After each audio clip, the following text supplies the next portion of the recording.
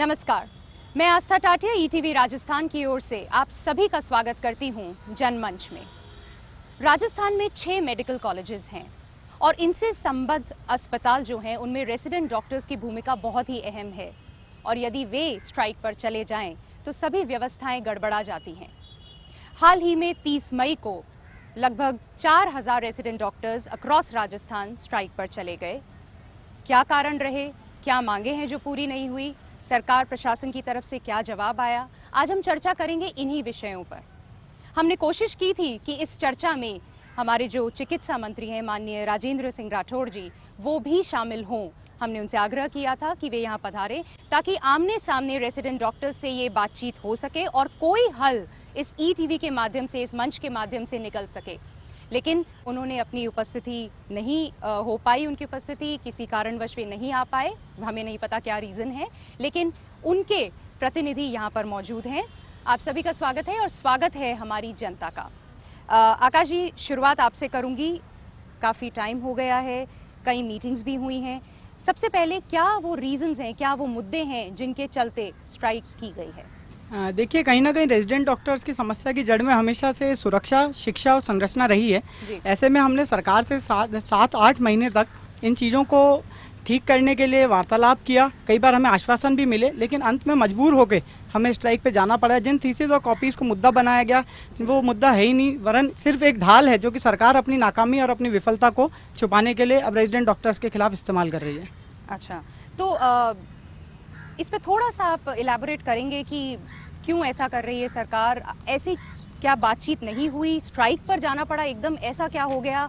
क्या कुछ पहले से बातचीत हुई इस दिशा में? देखिए, कुल मिला के इसमें मुद्दे पे आरयूएचआर जो राजस्थान यूनिवर्सिटी है उसने एमसीआई नॉर्म्स को लेकर मंत्री महोदय को भी भ्रमित किया और छात्रों को भी आशंकित किया।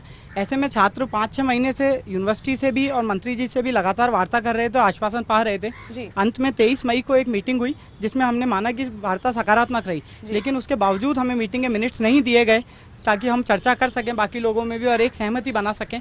30 तारीख तक भी मीटिंग के मिनट्स मानने के बाद 2-3 दिन काली पट्टी बांध के विरोध करने के बाद मंत्री जी के घर पे जाके उनसे गुहार लगाने के बावजूद जब हमें छिटक के भगा दिया गया, अंत में जब हमारे पास कोई विकल्प नहीं रहा तो ऐसे में कोई विकल्प न रह जाने की स्थिति में हमें स्ट्राइक पे आना पड़ा। पर जो हुआ, जो डिसीजन लिया गया, आंसर शीट्स को या स्क्रिप्ट्स को या थीसिस को जो बाहर भेजने की बात की गई, ये एज पर एमसीआई नॉर्म्स है, तो इसमें समस्या कहाँ पर है? देखिए, इस मुद्दे पे सबसे ज़्यादा जनता को भी भ्रमित किया गया और जनता की तो बात क्या करें, माननीय मंत्री जी को ही जब भ्रमित कर दिया गया तो इसमें और किसी की तो कोई बात ही नहीं रह जाती है। मंत्री जी ने सरकार की ओर से एक कमेटी गठित की थी, उसमें ये पूर्णतः पाया गया कि जो रेजिडेंट्स की मांगे हैं वो न्यायसंगत हैं और एमसीआई का ऐसा कोई नॉर्म ही नहीं है जो ये कहता हो कि इनकी कॉपीज बाहर भेजी जाएं। अच्छा। वरन इसके उलट राज्यपाल जी का एक अध्यादेश जरूर है जिसमें जो ये कहता है कि आप उनके अंडर आने वाली किसी भी यूनिवर्सिटी की कॉपी प्रदेश से बाहर चेकिंग के लिए भेज ही नहीं सकते हैं। दूसरी चीज़ मैं क्लियर कर दूं, इसमें भी हम इस चीज़ के लिए तैयार हैं कि हमारी कॉपी कहीं भी चेक कराइए। हम कहते हैं कि दिल्ली बॉम्बे में क्यों कराना चाहते हैं, आप लंदन में कराइए, आप अमेरिका में कराइए, ताकि हम भी जाके लोगों से कह सकें कि साहब हम लंदन में हमारी कॉपियाँ चेक होती हैं फिर भी पास होते हैं। लेकिन उसके लिए ज़रूरी है कि आप चिकित्सा शिक्षा का स्तर उन्नत करें और आधारभूत संरचना एमसीआई नॉर्म्स के अकॉर्डिंग लाएं। ये बच्चे हमारे लोग रेजिडेंट डॉक्टर जो कि 10वीं 12वीं में मेरिट में थे, पीएमटी में मेरिट में थे, प्री पीजी में मेरिट में थे, लाखों बच्चों में इतना स्टिफ कंपटीशन फाइट करके यहाँ आए हैं और आगे डीएम एमसीएच करने के अरमान रखते हैं, वो एक कॉपी से डर जाएंगे। ये बात ना मेरे गले उतरती है और ना ही आमजन के। जी, लक्ष्मीकांत जी, क्या कहेंगे आप?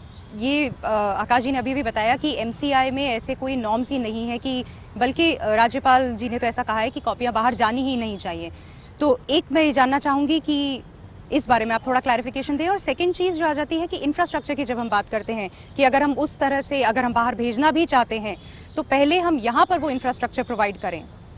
देखिए, जहाँ तक एमसीआई की बात है, निश्चित रूप से एमसीआई ने जो कुछ नॉर्म्स दिए हैं वे सभी लिखित में है। उन नॉर्म्स के आधार पर ये कॉपी बाहर देने की बात है, बाहर भेज जाने की बात है। बाहर भेज जाने पे डरने की आवश्यकता नहीं है। जब इतनी बड़ी बात आप कह रहे हैं तो फिर डरने जैसी कोई आवश्यकता नहीं। बाहर जाने दे, कॉपी जांच होने दे। जहाँ तक शिक्षा की व्यवस्थाओं की बात है, निश्चित रूप से कहीं कहीं हो सकता है आपकी मांग सही हो, उस बात को जायज़ मानने के लिए शिक्षा मंत्री आपने वार्ता की है और कहा है कि आप काम पर लौटे, आपकी बात सकारात्मक होगी, हम आपसे बात करेंगे, आपका शिक्षा और संरचना की जहाँ बात की उसको आगे बढ़ाने का पूरा प्रयास करेंगे। इन आश्वासन के बाद भी आप मान गए, आपने मिठाई खा ली, आपने हड़ताल तोड़ने की घोषणा भी कर दी, उसके बाद फिर आप वापस काम पर नहीं लौटे, आखिर क्यों?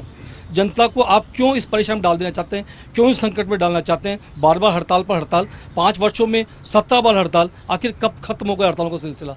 आपकी मांगी यदि इसी तरीके से सेना और पुलिस भी करने लगे, रेल कर्मचारी भी करने लगे, तो क्या स्थिति इस देश में उत्पन्न होगी? आप सोचें, विचार करें। जनता आपको जहाँ भगवान मानती है, आप कहते हैं कि हड़ताल सब भगवान मानती है, नहीं, जनता आपको हर समय भगवान मानती है। सरकार के आप वो नुमाइंदे हैं जो देश की जनता को और प्रदेश की जनता को स्वास्थ्य की सुविधाएं निश्चित रूप अच्छी मुहैया कराने का प्रयास अपनी ओर से करते हैं, लेकिन हड़ताल के माध्यम से आप अपने किए गए उन्हीं सब पुनीत कार्यों पर एक पर्दा डाल देते हैं। अर्चना जी, जो प्रश्न यहाँ पर लक्ष्मीकांत जी ने डॉक्टर्स की एक इमेज और उनका जो रोल है, जो भगवान के बराबर उनको माना जाता है, उस पर उठाया है, क्या आप सहमत हैं? क्या कहना चाहेंगे आप?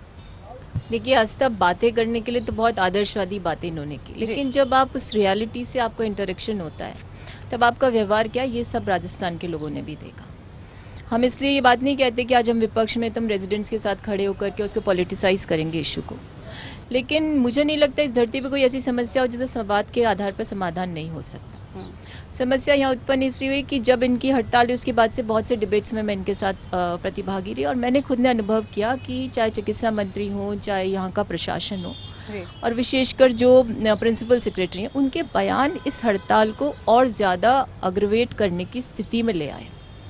ये जो बच्चे यहाँ बैठे हुए हैं, जो रेजिडेंट डॉक्टर्स हैं, सही कह रहे थे डॉक्टर कि ये लोग अपने मेरिट के आधार पर यहाँ पहुँचे हैं, किसी के खैरात के आधार पर यहाँ नहीं आए। सबसे बड़ी बात ये, और इन्हें ये याद दिलाने की आवश्यकता भी नहीं है कि ये पाइस प्रोफेशन है, इनका क्या कमिटमेंट है। उसको लेकर के यदि भारतीय जनता पार्टी प्रश्न खड़े करती है जो आज सत्ता में है, तो मैं समझती हूँ कि समस्या के समाधान की बात नहीं करती, वो समस्या को और ख़राब करना चाहते हैं।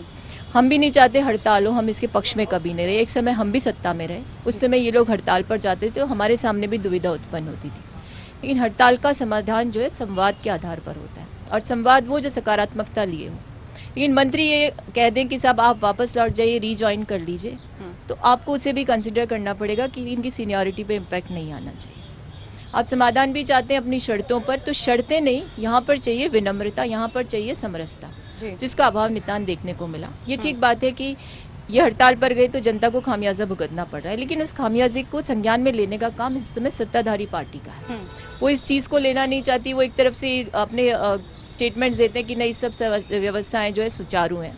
आपको ध्यान है JLN हॉस्पिटल में जब मौतें हुई थी तो सारा ठीकरा इन रेजिडेंट्स पे डाला गया। यानी आपके सारे मेडिकल कॉलेजेस, उनसे एफिलेटेड हॉस्पिटल्स, आपकी सारी सरकारी संस्थाएं जो मेडिकल के सेंटर के तहत संचालित हैं, वो सब रेजिडेंट्स के भरोसे चलती हैं। जब इनके कंधों पर इतनी बड़ी जिम्मेदारी है, तो क्या इनके साथ संवाद करने में आप अपनी हठधर्मिता को त्याग करके और एक ऐसे कंसेंसस पर नहीं आ सकते जो इनको भी स्वीकार्य हो और जो आपकी विनम्रता का भी परिचायक, और साथ ही साथ इस बात का भी द्योतक हो कि आप जनता की सेवा के प्रति जो सरोकार है उसके प्रति कितने सावचेत हैं। अब एक बहुत महत्वपूर्ण बात मैं आपको बताना चाहती हूँ। राज्यसभा के चुनाव है, मैं भी एक जगह से आ रही थी जहाँ मेरी कोई मीटिंग थी। आप पूरा सरकारी अमला वहाँ लगा सकते हो, आप बाड़ेबंदी कर सकते हो, लेकिन उस जनता के सरोकार से आपका कोई लेना देना नहीं, जहाँ 3 दिनों तक पूरी सरकार, पूरा प्रशासन सुस्त पड़ा रहेगा। तो ये समस्या ऐसी जिनका निराकरण तुरंत होना चाहिए। एक्सीजेंसी सर्विसेज में सबसे टॉप मोस्ट प्रायोरिटी पे यदि कुछ आता है तो मेडिकल सेवा है। आप उसको नेग्लेक्ट करना चाह रहे हो, तो ये आपकी सबसे बड़ी विफलता है। इसमें ये नहीं कि ये है इफ़ एंड बट। सरकार के स्तर पर जनता नहीं सुनना चाहती क्या समस्या है। जनता जब आपको सत्ता में बिठाती है तो आपसे समाधान की उम्मीद के साथ बिठाती है। वो आपसे ये नहीं सुनना चाहती कि रेजिडेंट्स क्या कह रहे हैं, फलानी संस्था क्या कह रही है। आज दिव्यांग जिनको कि आपने एक उपमा दे दी विशेष योग्य जनों को, उनके प्रति आपकी कोई सद्भावना नहीं है। उनको कितने दिन हो गए धरने देते हुए। हर वर्ग क्यों आंदोलन रहता है, ये समस्या आज है जिसका समाधान होना चाहिए। प्रचंड बहुमत के साथ स्थापित भारतीय जनता पार्टी के लिए बड़ा प्रश्न है कि आज ये सब लोग जनमंच में हम ये चर्चा जारी रखेंगे। अभी वक्त है एक छोटे से ब्रेक का।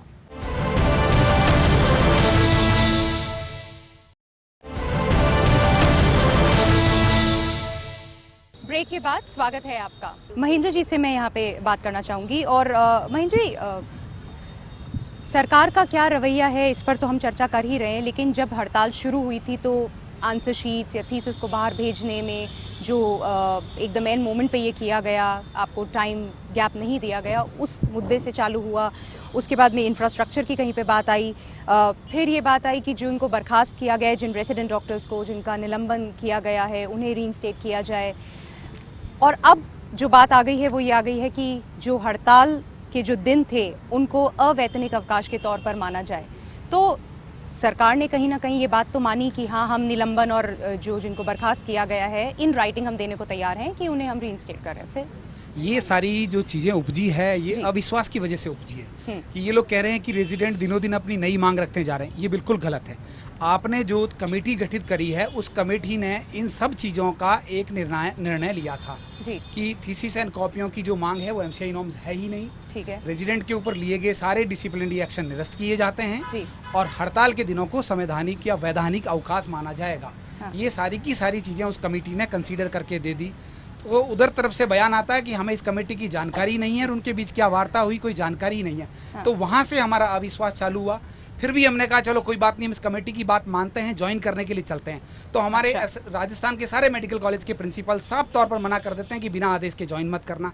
आप 2 दिन बाद फिर एक लेटर निकालते हो, उसमें आप एक कंट्रोवर्शियल वर्ड यूज करते हो पुनर्ज्वाइनिंग। पुनर्ज्वाइनिंग का मतलब मैं बताना चाहता हूँ जनता को, पुनर्ज्वाइनिंग का मतलब है आज तक आपने जो सेवा दी है वो सारी कैंसिल हो गई और आज से आपकी सेवाएं पुनः मानी जाएगी। तो जो आदमी 10 साल सीनियर है उसकी सीनियरिटी लैप्स, उसकी सर्विस बुक में 7 दिन का मार्क, यदि जो नॉन सर्विस पीजी हैं उनके लिए 7 दिन की सर्विस एक्सटेंड। तो इस तरह के हथकंडे अपनाने के बजाय आप कोई सीधा रास्ता अपनाएं। पब्लिक को गुमराह कर रहे हैं, रेजिडेंटों को गुमराह कर रहे हैं। मैं तो कह रहा हूँ इससे हमारा जो संगठन है और मजबूत होता जा रहा है कि सरकार के दिमाग में, सरकार के मन में कहीं ना कहीं काला जरूर है। और मैं माननीय भाई साहब जो भारतीय जनता पार्टी है उनकी बात को कहना चाहूँगा कि आपने मिठाई खा ली, ये एक स्टंट था। किसी भी रेजिडेंट डॉक्टर ने मिठाई नहीं खाई और वहाँ एक माननीय हमारे समुदाय से ये आदमी लेके आते हैं कि मेरा जन्मदिन है यार तुम मिठाई खा लो, अपनी वार्ता सकारात्मक रही। इस तरह के हथकंडे अपना के तुम रेजिडेंट डॉक्टरों को बदनाम कर रहे हो तो हम कोई बेवकूफ़ नहीं है। हमें सब समझ में आती है कि हथकंडे क्यों अपनाए जा रहे हैं। 3 दिन में आपने प्रशासन वहाँ सारा का सारा बिठा दिया। हो सकता है आपका इसमें कोई ना कोई पर्सनल मोटिव होगा, सरकार का मोटिव होगा। लोकतंत्र में आने के लिए आपको पावर में आना पड़ता है, उसके लिए सारी सीटें चाहिए, हम समझते हैं। लेकिन जो आपका प्रशासनिक अमला है, प्रशासनिक अमले को यहाँ रखें और इस ज्वलंत समस्या को खत्म करें। ये हड़ताल आज 9 दिन के बजाय यदि 12 दिन चलती तो क्या ये आपकी राजनीतिक इतिहास में एक गोल्डन ठप्पे के रूप में माना जाएगा? ये काला दिन माना जाएगा। आप इसको 3 दिन पहले खत्म कर सकते हो, उसको 3 दिन बाद में क्यों लेके जा रहे हो? जब आपका रेजिडेंट डॉक्टर काम करने को आमदा है, वो तो बिल्कुल तैयार बैठा है, सड़क के इस तरफ बैठा है, अब आदेश जारी करें हम दौड़ के उन अस्पतालों में घुस जाएंगे। तो आप इस तरह की बातें क्यों करते हैं कि रेजिडेंट डॉक्टर आप वार्ता तो करना ही नहीं चाहते हैं। आप बार बार अलग अलग तरह के मीडिएटर्स को भेजते हैं कि आइए, रेजिडेंट हमारे से वार्ता करना नहीं चाहते, रेजिडेंटों की कमर तोड़ देते हैं, ये पैसे लेके हड़ताल करते हैं, ये लोग कामचोर हैं। मैं आपसे एक बात कहना चाहता हूँ कि जिस फ्रिज में HIV पॉजिटिव का सैंपल पड़ा रहता है उसी फ्रिज में रेजिडेंट का पानी पड़ा रहता है, क्या वो आदमी कामचोर हो सकता है? तुम में से मैं कह रहा हूँ ज़्यादातर जनता में से लोग उस आदमी से बात करना दूर, गले भी नहीं लगा सकता और उस आदमी के खून से हम लोग खेलते हैं, वो आदमी कामचोर हो सकता है? आप उस आदमी के ऊपर सवाल उठाएं। जनता गुमराह नहीं हो रही है। और मैं बताना चाहूँगा कि जो सरकार कह रही है कि वैकल्पिक इंतजाम बहुत अच्छे साबित हो रहे हैं, हम उनके पूरे डाटा के साथ आज मौजूद हैं। यदि आप में से किसी की क्षमता है तो आके हमारे से बात करें, हम बताएंगे कि सच क्या है। 70% माइनर ऑपरेशन का रेट कम हो गया है। क्या है ये? और आप अखबार में दिखा रहे हो कि सब कुछ सामान्य चल रहा है। किसको गुमराह कर रहे हो? दिनों दिन यदि जनता हमारे साथ आ गई तो मंत्री जी, माननीय मंत्री जी, बहुत मुश्किल हो जाएगा आपके लिए जवाब देना। तो इस डेडलॉक को खत्म करें, इस शीत दौर को खत्म करें और जल्दी से समस्या के समाधान की तरफ बढ़ें, बजाय इसको और घुलने। लक्ष्मीकांत जी, यहाँ पे आपसे वापस रूबरू होना चाहूँगी और अभी अभी महेंद्र जी ने कई सारी बातों पर रोशनी डाली।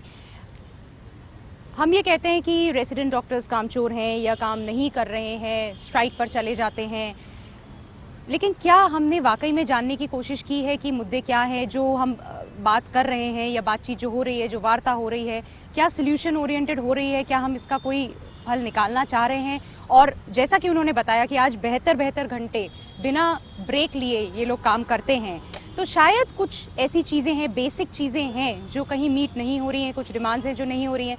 क्या हम लोगों ने एक रवैया अपनाया है? क्या हम चाह रहे हैं? क्या हम सोच रहे हैं इस दिशा में? देखिए, पहली बात तो न तो मंत्री जी ने, माननीय मंत्री महोदय ने या भारतीय जनता पार्टी किसी नुमाइंदे ने आप लोगों कामचोर का है, ऐसा मैं नहीं समझता। भारतीय जनता पार्टी अथवा किसी मंत्री ने कहा, अधिकारिक तौर पर किसी ने नहीं कहा।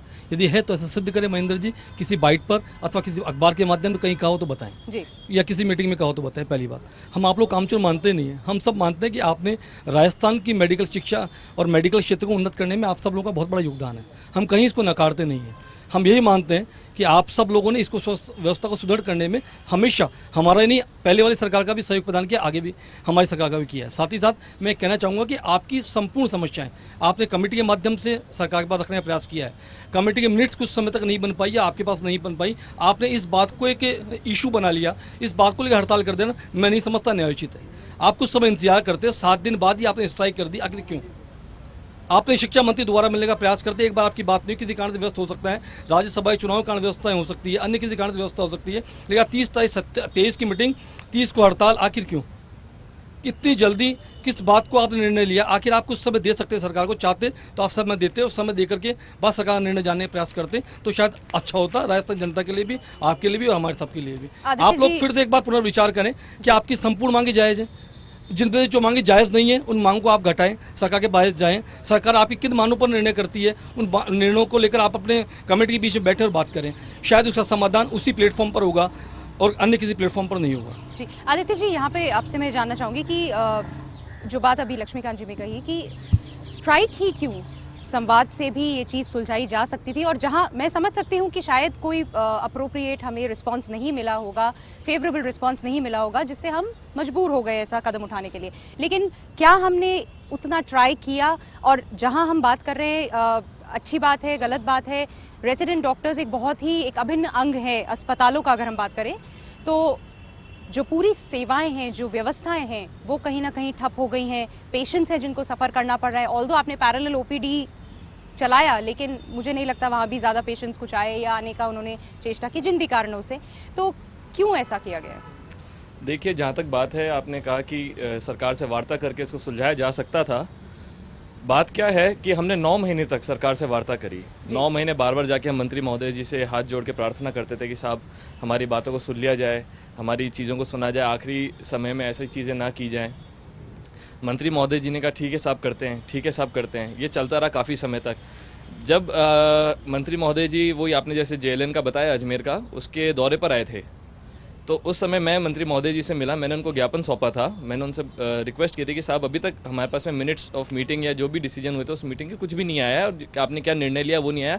उल्टा हमारे पास में एक नोटिस आया RUHS की तरफ से कि साहब आपका ये रूल्स बना दिए गए हैं और इनको फॉलो करना है और ऐसा करना है, वो करना है। तो कहीं ना कहीं हमारे को उल्टा संदेश मिला सरकार की तरफ से कि साहब हमने तो ये कर लिया, आपकी मीटिंग में जो भी बात हुई है हमें उससे मतलब नहीं, क्योंकि मिनट्स हमने दिए नहीं और हमने तो ये रूल्स निकाल दिया, अब इनको फॉलो करना है। हमने कहा ठीक है साहब, हम और इंतज़ार कर लेते हैं। उस समय भी सर से बोला गया कि साहब इसको जल्दी से जल्दी इसका निपटारा किया जाए, जो भी ये मामला फंस रहा है। 30 तारीख तक इंतज़ार किया। 30 से भी पहले हमारा एक प्रतिनिधिमंडल दल मंत्री जी महोदय से 29, 28, 29 2 दिन 3 बार जाके उनके घर के बाहर बैठा रहा कि साहब मिल लें, थोड़ा समय ले लें। साहब ने कहा राज्यसभा चुनाव हो सकते हैं, तो क्या राज्यसभा चुनाव जनता की परेशानी से ज़्यादा ज़रूरी हैं या रेजिडेंट डॉक्टर्स की परेशानी से ज़्यादा ज़रूरी थे? कुछ समय का वक्त निकाल लेते साहब। हमने तो बोला नहीं था कि साहब हमको 4 घंटे बात करनी, कुछ करने कि हम 8 घंटे बैठ के मीटिंग लेंगे। हम तो कह रहे थे साहब 15-20 मिनट हमारी बात सुन लो, 15-20 मिनट में हमारी बातों को समझ लीजिए। जहाँ तक परेशानी की बात है, हम बिल्कुल मानते हैं कि साहब इससे परेशानी होती है, पर कहीं ना कहीं रेजिडेंट डॉक्टर भी मजबूर होता है। कोई रेजिडेंट डॉक्टर मस्ती मारने के लिए हड़ताल नहीं करता। आज धूप में इतने सारे रेजिडेंट डॉक्टर बैठे हैं, सफाई अभियान चलाने के मुहिम में है, वहाँ पे कार्मिक अनशन पे बैठे हुए हैं, पैरेलल OPD चला रहे हैं। तो कोई भी रेजिडेंट डॉक्टर इसलिए नहीं बैठा क्योंकि वो हड़ताल करके मस्ती मारना चाह रहा है, वो इसलिए बैठा क्योंकि वो परेशान है। कहीं ना कहीं उसके अंदर भी पीड़ा है और उसकी पीड़ा बोलती है ये। जी आशा जी, आप क्या कहना चाहेंगे? हम लोग हड़ताल पे जाना नहीं चाहते, लेकिन हमारी सुनता कौन है? इतने दिन से हम ट्राई करें, सबने बताया कि हम 9 महीने से सब बात चल रही है। एग्ज़ाम के कुछ दिन पहले नोटिस लाते हैं कि आपको ये नियम लागू करने हैं। हमसे बात नहीं की जा रही, हमसे जो यहाँ कमेटी बना रही है, और मंत्री जी दौरे पे और वहाँ वो बोलते हैं कि मुझे खबर ही नहीं। इवन मैं अपना पर्सनल एक्सपीरियंस बताती हूँ कि मंत्री सर के यहाँ जो मेडिकल को संभालते हैं उन सर को मैं जानती हूँ। मैंने अपने पर्सनल लेवल पर उनसे बात की कि सर हम नहीं चाहते लंबी स्ट्राइक, इसे ऑफ कीजिए। और उनका जवाब था कि मंत्री सर तो आपसे बात ही नहीं करना चाहते, पहले आप मीडिया के सामने कॉल ऑफ की बात कीजिए, फिर हम आपसे बात करेंगे। तो मैम इतना बुरा रिस्पॉन्स। आज हम साथ है तो मजबूत है, और अगर अकेले पड़ गए, अलग अलग हो गए तो हमारी कोई नहीं सुनने वाले। सरकार की नीयत नेक है, वो बोल रही है हम तुम्हें 3 दिन के अंदर ज्वाइन कराएंगे, तो बिफोर कॉल ऑफ ज्वाइनिंग क्यों नहीं करा देते? महोदय जी ने ये कहा कि पिछले 5 सालों में हम कई बार हड़ताल पे जा चुके हैं, तो मैं उन्हें ये बताना चाहता हूँ कि कब कब हमने हड़ताल नहीं करी। महिला में एक रेजिडेंट के साथ लड़ाई होती है उसके पेल्विस में फ्रैक्चर होता है, कोई हड़ताल नहीं हुई, हमारे प्रिंसिपल का कोई बयान नहीं आया। मैं खुद, मेरा हाथ तोड़ा गया था, ये हाथ, मैं एक माइक्रोस्कोपिक सर्जन हूँ, मेरा हाथ तोड़ा गया था, कोई हड़ताल नहीं हुई। नेक्स्ट डे मैं काम पर था। हमारे कितने सारे रेजिडेंट्स हैं, किसी को टीबी हो जाता है, किसी को क्या हो जाता है। 3 साल के हमारे पूरे टेन्योर में एक भी दिन ये नहीं सुनिश्चित किया गया कि रेजिडेंट्स की एक चेकअप हो जाए, उनका एक चेकअप हो जाए कि भैया वो भी इतने सारे बीमारियों से घिरे रहते हैं, कोई हड़ताल नहीं होती इस मांग को लेके, हम काम करते रहते हैं। 36 घंटे, 48 घंटे की ड्यूटीज़ होती है, हम काम करते रहते हैं। मुझे बताओ, किसी भी प्रोफेशन में अगर इतना काम कोई करके चुप बैठा रहता है तो मुझे बताएं हम हड़ताल अब क्यों कर रहे हैं? अगर 4000 रेजिडेंट्स के भविष्य के साथ खेलोगे तो हड़ताल होगी ही।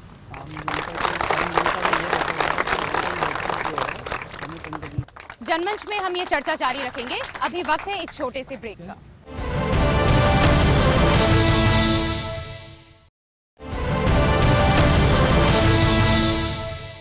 ब्रेक के बाद स्वागत है आपका।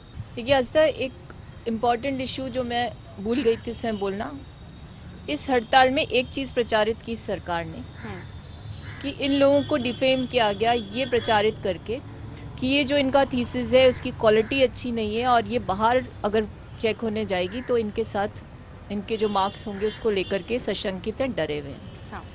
तो आपने कभी इसके मूल में जाने का प्रयास किया? इस सरकार ने, आप इनसे चाहते हैं कि इन्हें बताएं नहीं, पहले इन्हें विश्वास में नहीं लें, वो थीसिस इनकी तैयार हो गई, उसके बाद आप ये कहना चाहते हैं कि आज क्वालिटी कंट्रोल की जो स्थिति है उसमें जो मैक्सिमम स्टैंडर्ड्स है वहाँ पर वो जाएगी और आपने उस क्वालिटी कंट्रोल के लिए जो प्रोसीजर होना चाहिए था, जो इंफ्रास्ट्रक्चर होना चाहिए था, जो टीचिंग फैकल्टी होनी चाहिए थी, उसके बारे में कोई व्यवस्था नहीं की। पहली बात तो ये। दूसरी बात, एमसीआई के नॉर्म्स की एक आड़ लगा करके और आप इन बच्चों के भविष्य के साथ खिलवाड़ करना चाहते हो, तो मैं पूछना चाहती हूँ, हम भी राजस्थान से ताल्लुक़ रखते हैं, मैंने यहाँ से चुनाव भी लड़ा, क्या मेडिकल कॉलेज में वो इंफ्रास्ट्रक्चर है, वो टीचिंग फैकल्टी है, वो एनवायरनमेंट है जिसकी क्वालिटी टेस्टिंग के लिए आज इनको आप बाध्य कर रहे हो? तो जब आप इनको ग्राउंड पे वो व्यवस्थाएं नहीं देते हो तो आप इनसे उम्मीद नहीं कर सकते कि आपकी उस बात को ये माने। तो कम से कम इनको डिफेम नहीं करना चाहिए था। आज एक आम नागरिक राजस्थान का ये सोच रहा है कि वो लोग हैं जो फेल होने के डर से हड़ताल पर बैठे हुए हैं, इनके कमिटमेंट पे उनका जो भरोसा था वो टूट रहा है। आज भारतीय जनता पार्टी का हर प्रतिनिधि, हालांकि लक्ष्मीकांत जी तो बहुत विनम्र और सभ्य भाषा में इस्तेमाल करके बात कर रहे हैं, वो ठीक कह रहे थे, इन्हें चोर भी बताया गया, इन्हें हठधर्मी भी बताया गया, इन्हें यहाँ तक कहा गया कि आप चले जाएंगे तो कोई फ़र्क नहीं पड़ेगा, हमारे पास जो वेटिंग लिस्ट में बैठे हैं उनको हम यहाँ पर रिक्रूट कर देंगे। तो भाई आप ये चाहते हो कि जो काम सुई से हो सकता है उसके लिए आप एक भाला लेकर के तैयार हो रहे हो, तो ये बताता है कि आप में विनम्रता नहीं है, आप में सत्ता को लेकर के और उसके प्रति जो आपका कमिटमेंट, आपकी अकाउंटेबिलिटी होनी चाहिए वो चीज़ आप नहीं समझ रहे। तो मैं एक चीज़ आपको बहुत महत्वपूर्ण कहना चाहती हूँ कि एक चिकित्सा मंत्री का विकल्प हो सकता है 160 विधायकों में, क्योंकि वहाँ पर वेटिंग लिस्ट है।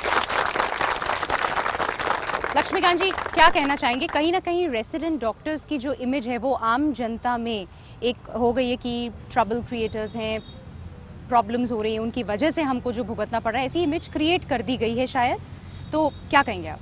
देखिए, इमेज क्रिएट कर दी नहीं गई, अपने आप हो जाती है। आप बार बार हड़ताल करेंगे, आप वार्ता नहीं करेंगे, आप समझौते की टेबल पर नहीं बैठेंगे। विकल्प क्या है लक्ष्मीकांत जी यहाँ पर? विकल्प है। इस चीज़ पे मैं ऑब्जेक्ट करूंगी, क्या क्रिएट कर दी? आप एक चीज़ बताइए, आपके लिए मैं हमेशा एक चीज़ बोलती हूँ, इसमें आपको आपत्ति, आप वो प्याज हो, भारतीय जनता पार्टी वो प्याज है जिसकी परत निकलती है, जनता के आंखों से आंसू निकलते हैं। आपको प्रचंड बहुमत इससे नहीं दिया था कि एनटीटी के छात्र आए तो टंकी पर चढ़ जाएं, और आपका कमिटमेंट कहाँ है? आपके राष्ट्रीय अध्यक्ष आते हैं यहाँ पे प्रथम वर्षगांठ पे और वो घोषणा करते हैं कि विद्यार्थी मित्रों को नियमित करेंगे। आज वो विद्यार्थी मित्र भारतीय जनता पार्टी के कार्यालय में 2.5 साल बाद जाते हैं तो लाठियों से पीट करके भगाते हो। आप कमिटमेंट के लेवल पे बिल्कुल निकृष्ट निकले हो, जनता की नज़रों में आप गिरे हो, और जो हड़ताल करता है उसको कटघरे में खड़ा करते हो। हड़ताल पर सामूहिक रूप में वो लोग जाते हैं जो प्रताड़ित होते हैं, जो अपनी अधिकार की मांग को लेकर के जाते हैं। किसी के पास समय नहीं है गर्मी में बैठ करके और अपने उद्गार को व्यक्त करना, सिर्फ इसी क्योंकि इनको क्या राजनीति करनी है क्या? इन्हें अपना भविष्य बनाना, चाहे वो दिव्यांग हो, चाहे विद्यार्थी मित्र हो, चाहे कंप्यूटर शिक्षक हो। डिजिटल इंडिया की बात करने वालों ने 400 कंप्यूटर शिक्षकों को घर बैठा दिया। आपके मैनिफेस्टो में जो कमिटमेंट्स थे वो पूरे नहीं किए। से ये मत कहिए कि हड़ताल होती है तो उनकी छवि खराब होती है। हड़ताल होती है तो सत्ता की छवि खराब होती है जब वादा खिलाफी होती है।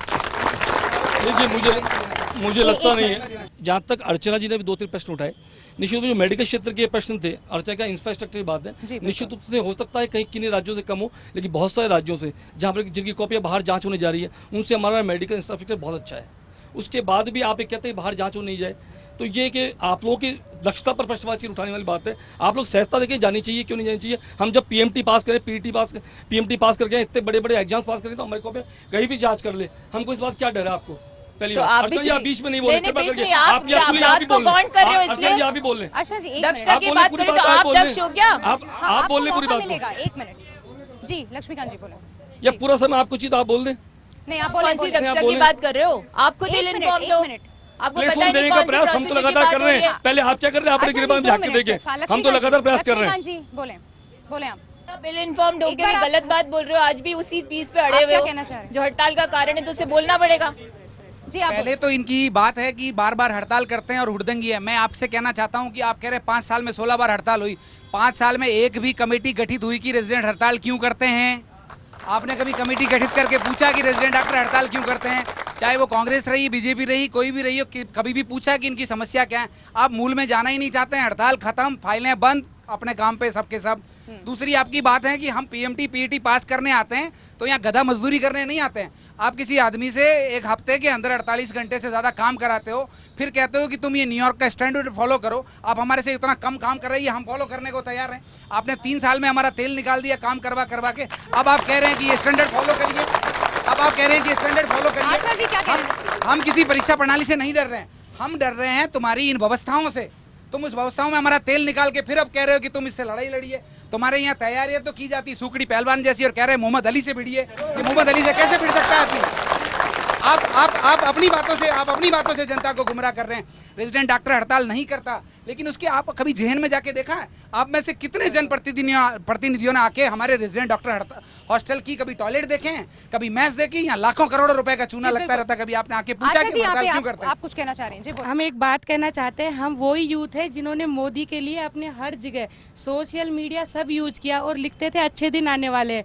आज हम स्ट्राइक के पोस्ट डालते हैं तो हमसे लोग पूछते हैं क्यों तुम्हारे अच्छे दिन आ गए क्या, जो 48 डिग्री पे तुम स्ट्राइक पे बैठे हो। हम किसी पार्टी विशेष से ताल्लुक नहीं रखते, हम एक आम डॉक्टर हैं, आम जनता के बेटा बेटी है। सर हमें नॉर्मल व्यवस्था दीजिए, जैसा आप चाहते हैं वैसा करेंगे, लेकिन जो एमसीआई नॉर्म्स है वो हॉस्पिटल में लगाइए। हमें मजे नहीं आ रहे 48 डिग्री में धूप में बैठ के यहाँ काम कर रहे हैं अपने बच्चों को छोड़कर। हाँ देखिए, इसमें कहीं ना कहीं एक बात तो सबको माननी पड़ेगी कि जहाँ बार बार स्ट्राइक का मुद्दा उठाया जाता है, कोई भी राजनीतिक दल होता है, किसी भी राज्य में हार होती है तो अवलोकन करता है कि हार का कारण क्या रहा।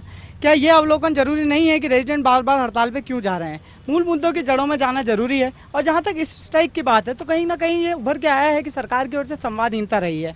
आज ये जनता को भी दिखाया जा रहा है कि भी रेजिडेंट हड़ताल पे वापस नहीं आना चाह रहे हैं, जबकि सरकार ने मान लिया है कि साहब हम तो राज्यसभा चुनाव कराएंगे और आप अस्पताल चलता रहे, जैसे चलना है चले, हमें उससे कोई सरोकार नहीं है, जो कि एक गलत नीति है। इसमें मैं आपको ये भी बताना चाहूँगा कि सभी रेजिडेंट पिछले 5 दिन से काम पे वापस आना चाहते हैं। और जहाँ जनता में एक हमारा परिप्रेक्ष्य ये डाला गया है कि भाई रेजिडेंट हठधर्मिता कर रहे हैं, वहीं असलियत ये है कि आज ये लड़ाई दो अहम के बीच में नहीं है। ये लड़ाई है एक भय के बीच में, एक आशंका के बीच में, जहां रेजिडेंट्स को लगता है कि हमारी सर्विस ब्रेक हो जाएगी, हमें गैप लगा दिया जाएगा। और दूसरी तरफ मंत्री जी इस हठधर्मिता पे अड़े हैं कि पहले ज्वाइन करो फिर बात करेंगे, जो कि संभव नहीं है। लोकतंत्र में झुकना कोई मायने नहीं रखता। एक बच्चे के पेट में दर्द होता है, वो अपने माँ बाप के पास कहता है पापा जी मेरे पेट में दर्द है। मंत्री महोदय, सरकार हमारे माँ बाप हैं, हम उनको अपने पेट में दर्द होने की तकलीफ बताते हैं। इसका मतलब ये नहीं वो हमारे को रेस्टिकेट कर दें, टर्मिनेट कर दें या जेल में डाल दें। दूसरी बात रही, ये दिल की आवाज़ है, क्योंकि वो हमारे माँ बाप हैं। हम अपने माँ बाप को अपनी जो भी तकलीफ़ है वो बता सकते हैं। हम खुद चाहते हैं, मैं खुद चाहता हूँ, मेरे को नींद नहीं आती रात को, मैं इधर उधर घूमता रहता हूँ। क्यों, क्या करूँ? 3 साल तक मैंने जो काम किया है बेहतर घंटे, अब मेरा इतना परेशान हो गया मैं 1 घंटे भी खाली नहीं बैठ सकता। दूसरी बात यह है मंत्री महोदय से हमारी इतनी रिक्वेस्ट है, 10 दिन हो गए, वो इस हमारी परेशानी को समझें। इस जो हठधर्मिता है इसको हटाएं। अपने बच्चों के प्रति किसी तरह की हठधर्मिता नहीं, वो बच्चे हैं, बच्चे रहेंगे। आप नेशनल लेवल को कोऑर्डिनेट कर रहे हैं, इंटरनेशनल लेवल को कोऑर्डिनेट कर रहे हैं, हम आपके बराबर कभी नहीं हो सकते। लेकिन इसका मतलब ये नहीं है कि आप अपना सब कुछ अपना ही है ना, अपने बच्चों का सुनो, तुरंत इसका जो भी है हिसाब वो हल निकालो। उनको माइक दो। मैं सरकार से पूछना चाह रहा हूं कि जब अपनी हड़ताल 11 दिन तक चल रही है, आप कोई डिसीजन नहीं ले पा रहे हैं, तो कैसे राज्य का विकास करेंगे कि छोटे छोटे डिसीजन में आपको इतने दिन लग रहे हैं? मैं एक आम आदमी की तरह बोलना चाहता हूं कि ये एक राजा और प्रजा की जो लड़ाई है, इसमें प्रजा ही प्रताड़ित हो रही है, चाहे वो रेजिडेंट के रूप में हो, चाहे वो एक मरीज के रूप में हो। मरीज का इस बारे में 1-2 लाइन बोलना चाहता हूँ। मरीज का दर्द है सच्चा और मेरी मांग है जायज़, ये उसका मर्ज समझता है या मेरा मर्म समझता है। देखिए, मैं जो भाजपा के जो मीडिया प्रकोष्ठ के अध्यक्ष हैं उनसे एक सवाल पूछना चाहता हूं कि आप जो रेजिडेंट डॉक्टर पे कमेंट कर रहे हैं, मैं आज उनको चैलेंज देता हूं कि आप कोई भी कमेटी बना लीजिए सरकार की तरफ से, वो अगर जांच करेगी तो पूरे चिकित्सा जगत में जो सबसे ईमानदार व्यक्तित्व निकलेगा वो सिर्फ और सिर्फ रेजिडेंट डॉक्टर का निकलेगा। आप प्रोफेसर से लेके मेडिकल स्टूडेंट से लेके नर्सिंग, पैरामेडिकल सबको इंक्लूड कर लिए, सबसे जो ईमानदार व्यक्तित्व निकलेगा वो सिर्फ रेजिडेंट डॉक्टर का चिकित्सा जगत निकलेगा। ही नहीं, पूरे समाज में मैं दावा करता हाँ, हूँ हाँ, कि वो- सबसे और ईमानदार मैं- कोई कौम है तो रेजिडेंट की है। और मैं साथ में से एक और वर्ड जोड़ देना चाहता हूँ कि मैं दुआ करता हूँ कि जो मंत्री महोदय आज इतने ऊटपटांग बयान दे रहे हैं, मैं दुआ करता हूँ कि किसी मंत्री का बेटा गलती से दुर्भाग्यवश रेजिडेंट डॉक्टर बन जाए और फिर वो अगर काम करे तो फिर उनको समझ में आए बात कि रेजिडेंट डॉक्टर चीज़ क्या होती है। ये बात कई बार ज़रूर उठाई गई है कि पिछले 5 सालों में इतनी बार स्ट्राइक हुई। मानते हैं कि हमारी मांगे पहले भी रही हैं, लेकिन सरकार की तरफ से भी कमी है। आज हम 4000 रेजिडेंट डॉक्टर राजस्थान में एक साथ हैं, तो अपनी मांगों के लिए एक साथ उठ खड़े होते हैं। ऐसे 20,000 और भी डॉक्टर हैं राजस्थान में जिनकी व्यथाएं हैं, जिनकी सरकार कभी नहीं सुनती, और ये इंडिविजुअल प्लेटफॉर्म में कभी नहीं लड़ सकते। आप जाके देखें, पीएचसी सीएचसी हमारे सुदृढ़ नहीं है, इसीलिए इन एपेक्स मेडिकल कॉलेजेस में इतना ज़्यादा वर्कलोड बढ़ा हुआ है। जो हमारी बेसिक इंफ्रास्ट्रक्चर ही नहीं पूरी है, तो उनका लोड हम वहन कर रहे हैं, जो कि ये ऐसा नहीं होना चाहिए था। यहाँ पे भी कहीं ना कहीं सरकार की कमी है, जिनको हम ओवरकम और फुलफिल करने की कोशिश कर रहे हैं। इन मुद्दों पे भी सरकार का ध्यान देना चाहिए, ताकि फ्यूचर में ऐसी प्रॉब्लम्स, बहुत सारी प्रॉब्लम्स को सॉल्व किया जा सके। जनमंच में हम ये चर्चा जारी रखेंगे। अभी वक्त है एक छोटे से ब्रेक का।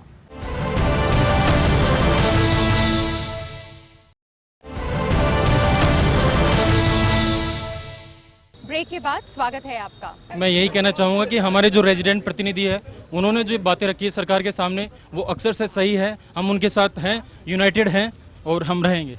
सबसे पहले हम इस पे जाते हैं कि स्ट्राइक हुई क्यों। रेजिडेंट पिछले 9 महीने से अपनी डिमांड रख रहे हैं। वीसी साहब और प्रिंसिपल साहब उनको वर्गला रहे हैं, कभी कहते हैं ये करो, कभी कहते हैं वो करो, तुम्हारी मांगे मान लेंगे। मंत्री तो एक लास्ट स्टेज है हमारे डिपार्टमेंट की। हम कहते हैं जो बीच के इंटरमीडिएट हैं, या तो इन्होंने स्ट्राइक जानबूझ के करवाई, क्योंकि जब हमारी मांगे इनके द्वारा पहुंची थी, भाई वीसी साहब ने कहा था ठीक है तुम मंत्री जी से बात करो, मतलब उन्होंने अपनी जिम्मेदारी से पीछे हट गए थे। मंत्री जी के पास रेजिडेंट को क्यों भड़काया था, मंत्री जी का नाम उन्होंने क्यों लिया, क्योंकि टेक्निकल फॉल्ट था, केवल वीसी साहब और एमसीआई का मामला था। जब वीसी साहब ने ये कहा कि मंत्री जी से बात कर, तो नेचुरल है, रेजिडेंट कहाँ जाएंगे, स्टूडेंट कहाँ जाएंगे, जिसका नाम लिया उसी के पास जाएंगे।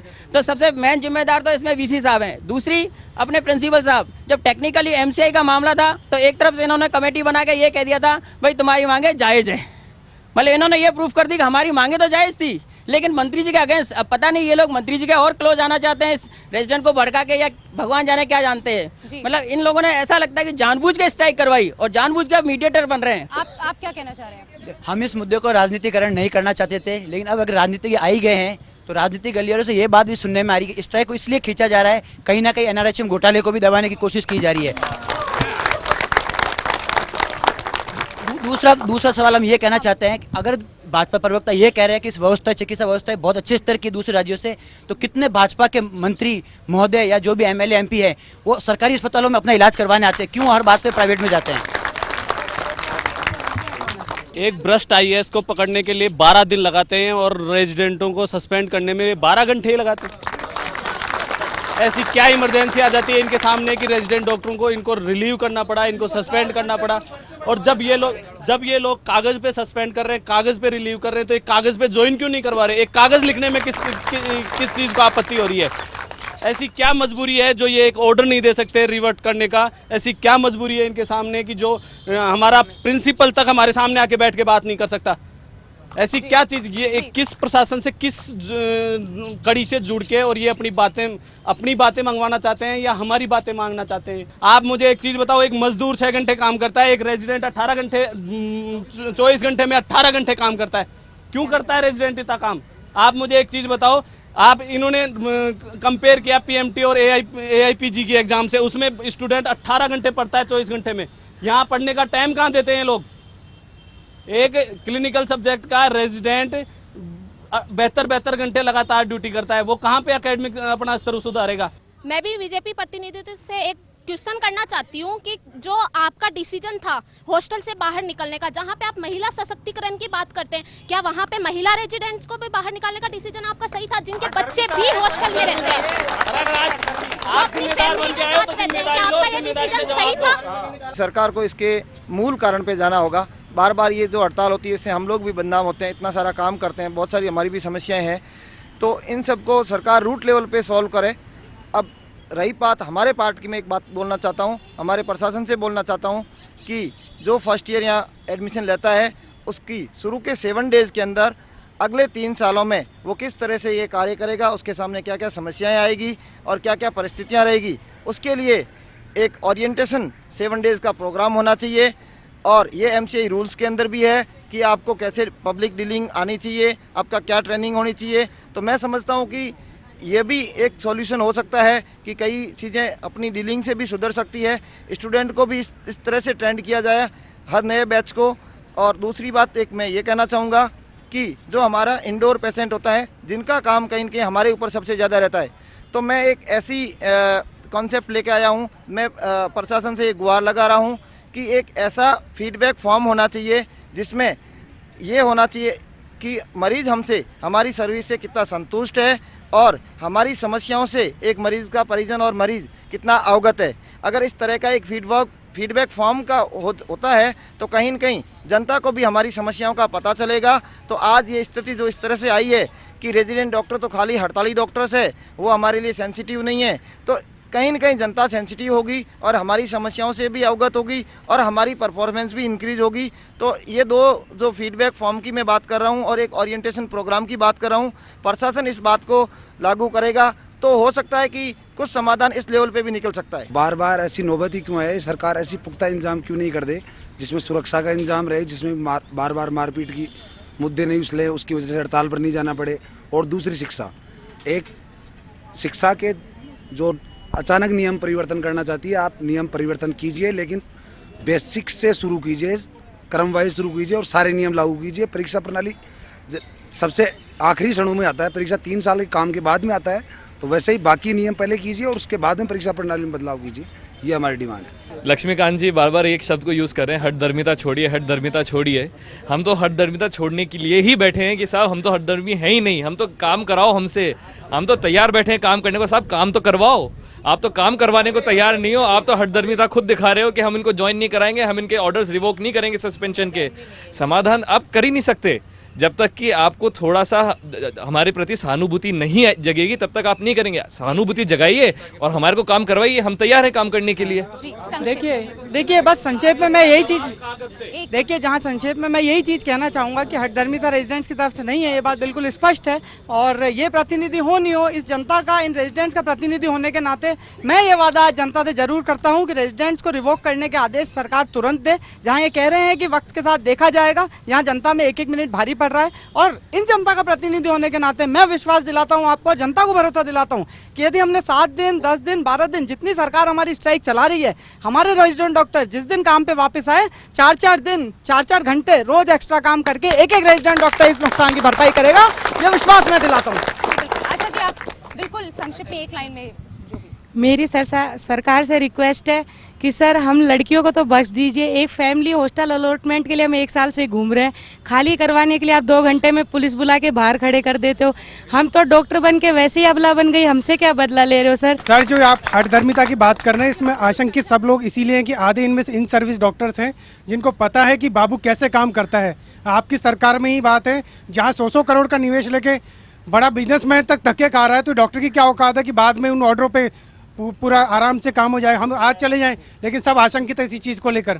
जी बिल्कुल, आपके सरकारी तंत्र ऐसा ही है, सरकारी तंत्र ही ऐसा है। और अभी अभी हमारे पास अंदर से कॉल आया है, सरकार के जो नुमाइंदे हैं, मेडिकल कॉलेज के जो प्रिंसिपल हैं डॉक्टर US अग्रवाल, वो हमें बताएंगे कि इस पूरे मुद्दे के बारे में, इन सब के बारे में वे क्या सोचते हैं और क्या एक्शन की उम्मीद की जा सकती है। तो अब ये पूरा जो ये इंफ्रास्ट्रक्चर है, ये लेकर हम उनके पास जाएंगे और देखते हैं क्या कहते हैं वो। राज्य सरकार का इस संबंध में अपना खुद का कोई एक सिस्टम होता है और उसी के आधार पर मैं सोचता हूँ कि राज्य सरकार निर्णय लेगी कि इनको कब किस तरह का लिखित आश्वासन देना है या कब लेटर देना है। लेकिन जो एक सकारात्मक पहल राज्य सरकार की ओर से की गई है, उसमें इनको रीज्वाइनिंग के लिए उन्होंने पत्र निकाल दिया है और उसी के आधार पर मैं इनसे फिर अपील करता हूँ कि इन सबको ज्वाइन कर लेना चाहिए। और जो भी इनके जो मसले हैं कि टर्मिनेशन का क्या होगा या फिर सस्पेंशन का क्या होगा, मैं जानता हूँ कि राज्य सरकार ज़रूर सकारात्मक रवैया अपनाकर उन सबको भी ख़त्म कर देंगी। लेकिन क्योंकि राज्य सरकार का भी एक अपना तरीका होता है हर काम को करने का, तो हम बिल्कुल ये चाहें कि आज ही कर दें तो शायद उसमें उनको डिफ़िकल्टी आ रही है और यही एक गतिरोध बना हुआ है। तो इसीलिए हम समझा रहे हैं इनको बार बार में कि ये सब काम हमें पूर्ण विश्वास है कि राज्य सरकार का रवैया भी इस बारे में सकारात्मक रहेगा। ऐसा कहना तो ठीक नहीं होगा कि रेजिडेंट्स के कारण कोई बिल्कुल ही समस्या नहीं है, क्योंकि रेजिडेंट्स का कार्य केवल मरीजों को देखना ही नहीं है। रेजिडेंट का कार्य हमारे टीचिंग से भी संबंधित होता है, हमें भविष्य के डॉक्टर भी तैयार करने होते हैं, उसके अंदर रेजिडेंट्स की भूमिका बहुत महत्वपूर्ण होती है। हमारे जितने भी रिसर्च के कार्य हैं वो भी रेजिडेंट्स के द्वारा ही किए जाते हैं।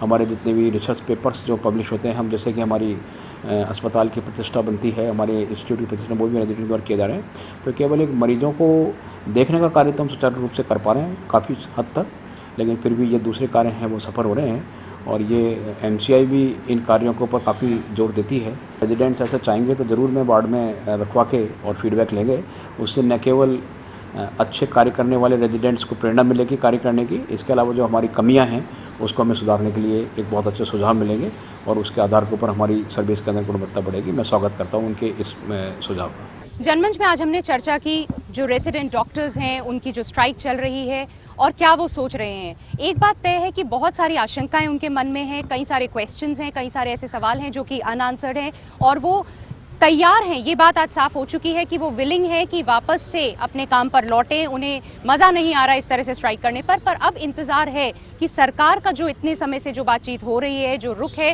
उस पर हम ये टिप्पणी नहीं करेंगे कि क्या हो रहा है, क्यों हो रहा है, क्या वो सोच रहे हैं, लेकिन इसका सल्यूशन अब सरकार की तरफ से जल्दी ही आना चाहिए, क्योंकि डॉक्टर्स यहाँ पर रेडी बैठे हैं अपनी सेवा में वापस आने के लिए और उनकी जो एक बेसिक कुछ डिमांड्स हैं उन पर संवाद होना चाहिए। क्या जस्टिफाइड है, क्या सही है, क्या गलत है, चर्चा करके और इसका सल्यूशन जल्द ही निकालना चाहिए, क्योंकि आम जनता भी पीड़ित है, ये डॉक्टर्स भी पीड़ित है और कहीं ना कहीं सरकार भी पीड़ित है। जनमंच में आज इतना ही। बहुत बहुत धन्यवाद।